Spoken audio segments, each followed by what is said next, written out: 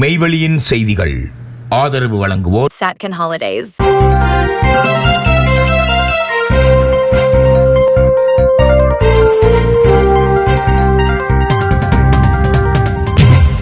வணக்கம்.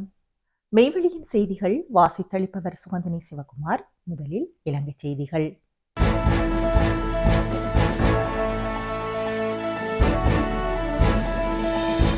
மத்திய கிழக்கு பிராந்திய போர், இலங்கை பொருளாதார பாதிப்புகளை ஆய்வு செய்ய கண்காணிப்பு குழு. மத்திய கிழக்கு பிராந்தியத்தில் நிலவும் போர் சூழலினால் இலங்கைக்கு ஏற்படக்கூடிய பொருளாதார பாதிப்புகளை ஆய்வு செய்வதற்காக பொருளாதார கண்காணிப்பு குழுவொன்றை நியமிக்க அமைச்சரவை அங்கீகாரம் வழங்கியுள்ளது.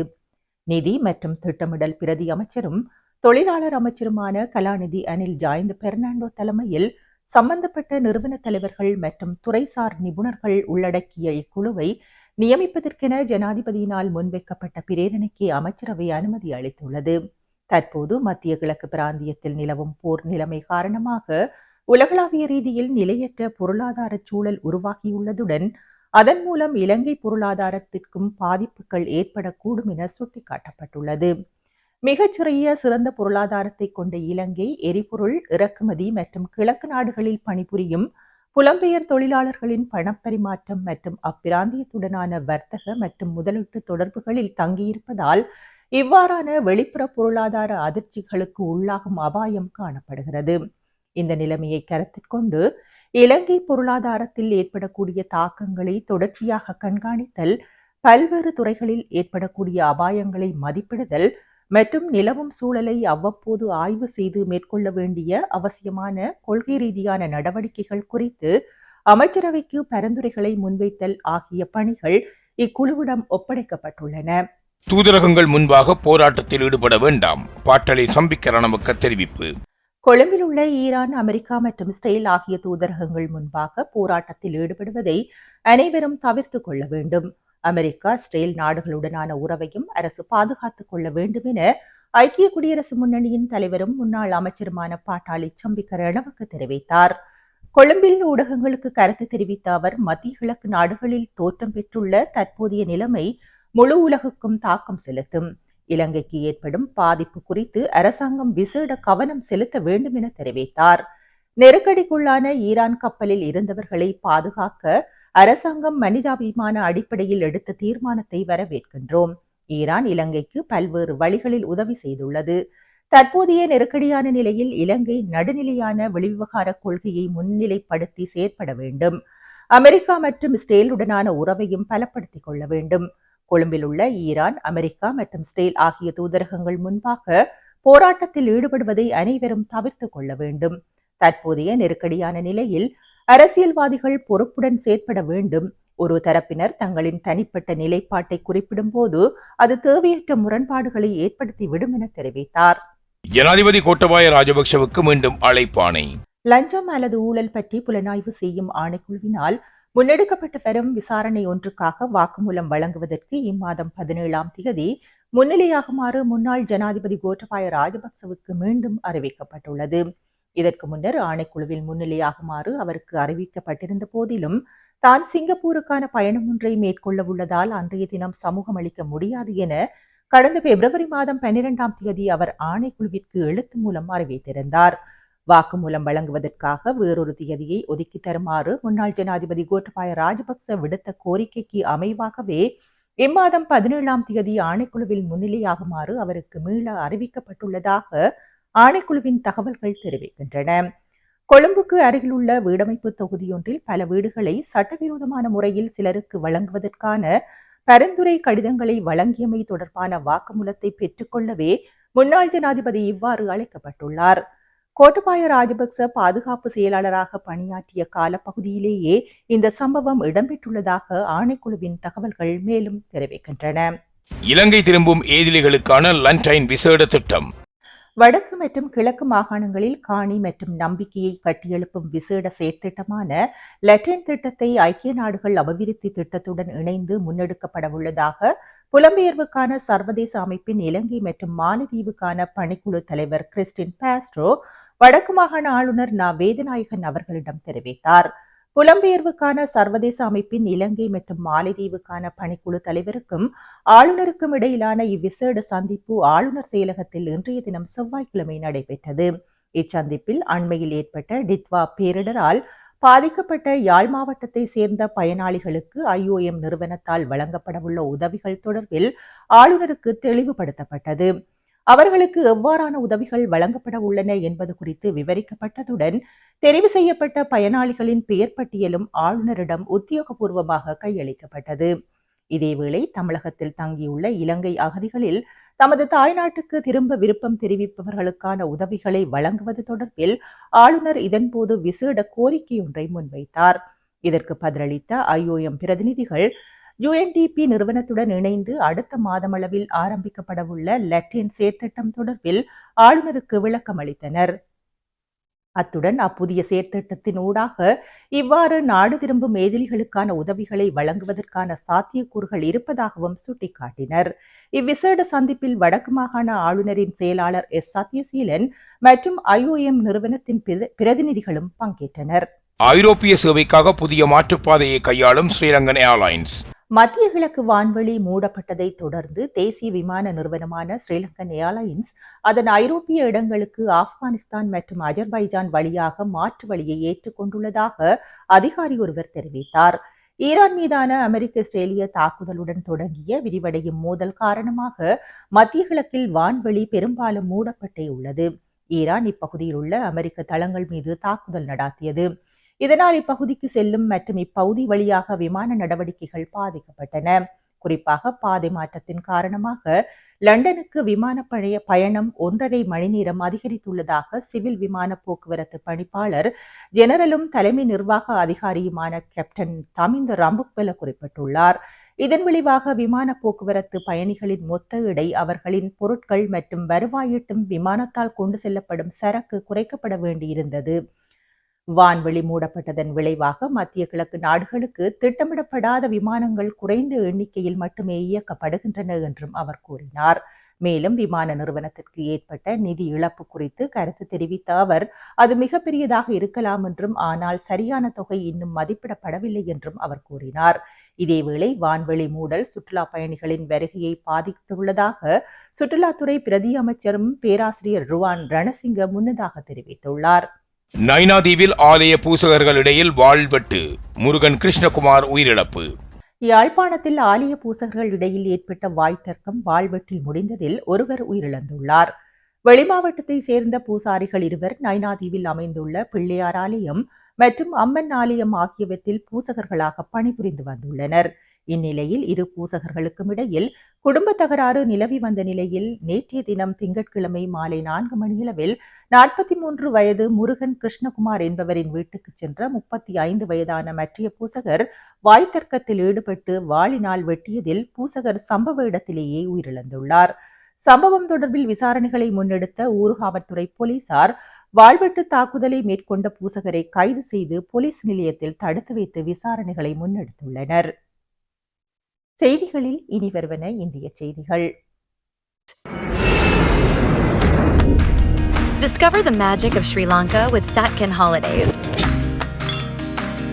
From breathtaking beaches to ancient temples, we offer curated travel itineraries for every kind of traveler. Our experts design the perfect journey, tailored to your needs and interests, ensuring you make the most of your time in Sri Lanka. Experience Sri Lanka's vibrant culture, pristine nature, and world-class hospitality with Satkin Holidays. Book your unforgettable adventure today with Satkin Holidays.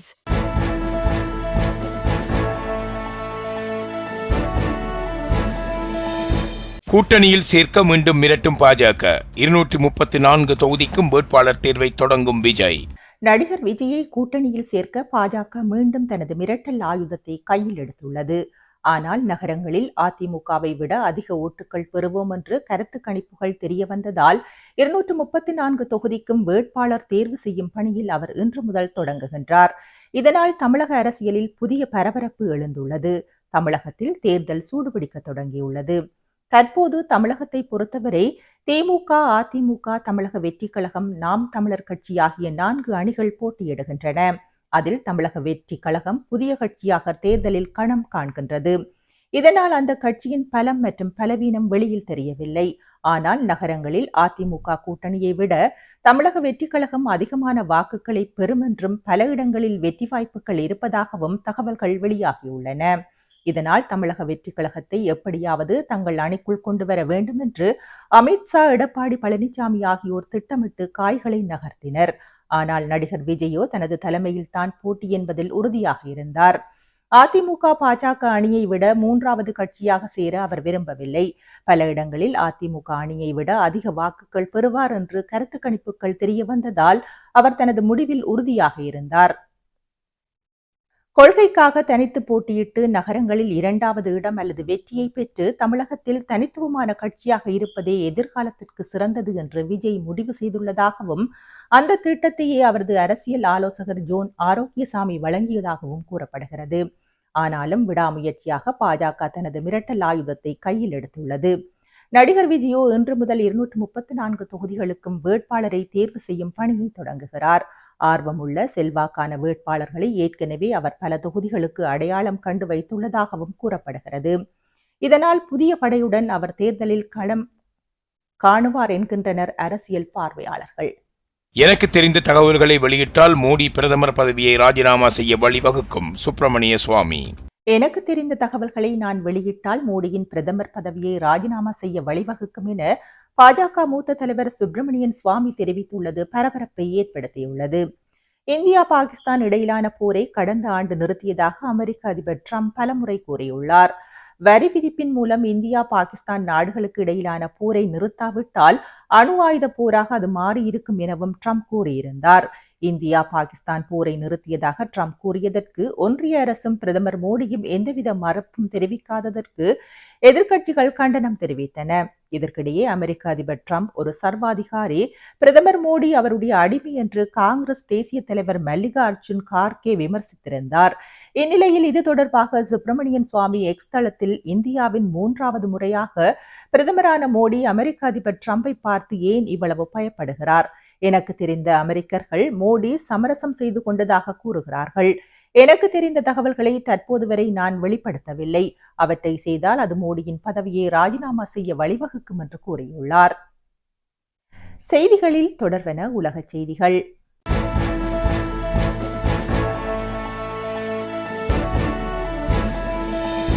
போரின் முடிவை நாங்கள் தான் தீர்மானிப்போம், Iran பதிலடி. மத்திய கிழக்கில் போரின் முடிவை நாங்கள் தான் தீர்மானிப்போம் என ஈரானின் இஸ்லாமிய புரட்சிகர காவல்படை தெரிவித்துள்ளது. அமெரிக்க ஜனாதிபதி டொனால்ட் ட்ரம்ப் மோதல் விரைவில் நிறைவடையும் என கூறியதை அடுத்து ஈரானின் இஸ்லாமிய புரட்சிகர காவல்படை அதற்கு பதிலடி கொடுக்கும் வகையில் அறிக்கை ஒன்றை வெளியிட்டு இதனை அறிவித்துள்ளது. பிராந்தியத்தின் தற்போதைய நிலைமையும் எதிர்கால மாற்றங்களும் ஈரானிய ஆயுதப்படைகளின் கட்டுப்பாட்டிலேயே உள்ளது என்றும் அமெரிக்க படைகளால் போரை நிறுத்த முடியாது என்றும் அந்த அறிக்கையில் குறிப்பிடப்பட்டுள்ளது. அமெரிக்காவும் இஸ்ரேலும் ஈரான் மீதான தாக்குதல்களை தொடர்ந்தால் இந்த பிராந்தியத்திலிருந்து 1 லிட்டர் எண்ணெய் கூட வெளிநாடுகளுக்கு ஏற்றுமதி செய்ய அனுமதிக்க மாட்டோம் என ஈரான் பகிரங்க எச்சரிக்கை விடுத்துள்ளது. டிரம்பின் அறிவிப்புக்கு பின்னர் போர் விரைவில் முடிவுக்கு வரும் என எதிர்பார்க்கப்பட்ட நிலையில் ஈரானின் இந்த அறிக்கை உலக நாடுகளிடையே குறிப்பாக எரிசக்தி சந்தையில் பெரும் பரபரப்பை ஏற்படுத்தியுள்ளது. ஹார்முஸ் தடை செய்தால் 20 மடங்கு பதிலடி, டிரம்ப் கடும் எச்சரிக்கை. அமெரிக்க அதிபர் டொனால்ட் ட்ரம்ப் ஈரான் மீது கடும் எச்சரிக்கை விடுத்துள்ளார். ஈரான், இஸ்ரேல், அமெரிக்கா இடையேயான போர் தீவிரமடைந்து வரும் நிலையில் ஹார்முஸ் நீரிணை வழியாக எண்ணெய் போக்குவரத்தை ஈரான் தடுத்தால் அமெரிக்கா 20 மடங்கு கடுமையான பதிலடி கொடுக்கும் என்று அவர் மிரட்டியுள்ளார். இந்த அறிக்கை சமூக வலைதளங்களில் வெளியாகி உலக அளவில் பெரும் கவனத்தை ஈர்த்துள்ளது. ட்ரம்ப் தனது அறிக்கையில் ஹார்முஸ் நீரிணையில் எண்ணெய் போக்குவரத்தை ஈரான் தடுத்தால் அவர்கள் இதுவரை சந்தித்ததை விட 20 மடங்கு கடுமையான தாக்குதலை அமெரிக்காவிடமிருந்து சந்திப்பார்கள் என்று தெளிவாக எச்சரித்துள்ளார். இதனால் ஈரான் நாட்டை மீண்டும் கட்டியெழுப்ப முடியாத அளவுக்கு எளிதில் அளிக்கக்கூடிய இலக்குகளை தாக்குவோம் என்று அவர் கூறியுள்ளார். மரணம், தீ, கோபம் போன்றவை ஈரான் மீது பொழியும் என்று அவர் வலியுறுத்தியுள்ளார். இருப்பினும் இத்தகைய சம்பவம் நடக்காமல் இருக்க வேண்டும் என்று தான் விரும்புவதாகவும் கடவுளிடம் பிரார்த்தனை செய்வதாகவும் ட்ரம்ப் தெரிவித்துள்ளார். இந்த எச்சரிக்கை சீனா உள்ளிட்ட ஹார்முஸ் நீரிணையை அதிகம் பயன்படுத்தும் நாடுகளுக்கு அமெரிக்காவின் பரிசு என்று அவர் விவரித்துள்ளார். இது அந்த நாடுகளுக்கு பெரும் பாராட்டுக்குரிய செயல் என்று அவர் கூறியுள்ளார். ஹார்முஸ் நீரிணை உலகின் மிக முக்கியமான எண்ணெய் போக்குவரத்து பாதையாகும். இதை ஈரான் தடுத்தால் உலக அளவில் எண்ணெய் விலை உயர்வு, பொருளாதார நெருக்கடி போன்றவை ஏற்படும். ட்ரம்பின் இந்த அறிக்கை ஈரானுக்கு கடும் அழுத்தத்தை கொடுக்கும் வகையில் அமைந்துள்ளது. போர் தொடரும் நிலையில் இது மேலும் பதட்டத்தை அதிகரிக்கும் என்று அரசியல் நோக்கர்கள் கருதுகின்றனர். இந்த அறிக்கை அமெரிக்காவின் வெளியுறவு கொள்கையை வெளிப்படுத்துவதாக உள்ளது. சீனா உள்ளிட்ட நாடுகளுக்கு பரிசு என்று கூறியது அமெரிக்காவின் கூட்டணி நாடுகளுடனான உறவை வலுப்படுத்தும் முயற்சியாக பார்க்கப்படுகிறது.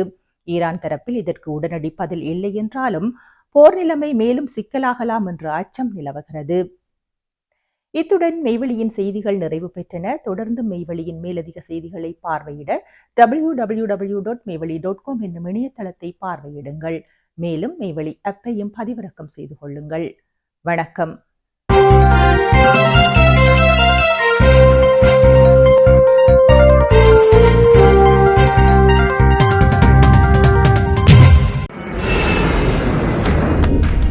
Discover the magic of Sri Lanka with Satkin Holidays. From breathtaking beaches to ancient temples, we offer curated travel itineraries for every kind of traveler. Our experts design the perfect journey, tailored to your needs and interests, ensuring you make the most of your time in Sri Lanka.